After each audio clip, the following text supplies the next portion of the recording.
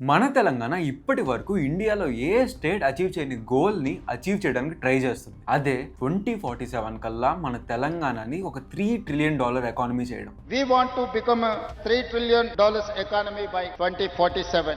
$3 trillion అంటే ఎన్ని లక్షల కోట్లు తెలుసా? దాదాపు 250 లక్షల కోట్లు. రైట్ నౌ ఇండియాలో మన తెలంగాణ పాపులేషన్ కేవలం 2.9%. కానీ టోటల్ నేషనల్ జీడిపికి తెలంగాణ 5% కంట్రిబ్యూట్ చేస్తుంది. ఇది 2047 కల్లా 10% చేయాలనేది గవర్నమెంట్ గోల్. రైట్ నౌ ఇప్పుడున్న స్పీడ్ లో కానీ తెలంగాణ గ్రో అవుతూ ఉంటే 2047 కి $1.2 ట్రిలియన్ అయితే రీచ్ అవుతుంది. కానీ అది $3 ట్రిలియన్ ఎకానమీ అనే గోల్ కి చాలా దూరంలో ఉంది. తెలంగాణని $3 ట్రిలియన్ ఎకానమీని చేయడానికి గవర్నమెంట్ ఒక ప్లాన్ వేసింది. ఆ ప్లాన్ పేరే తెలంగాణ రైజింగ్ విజన్ 2047.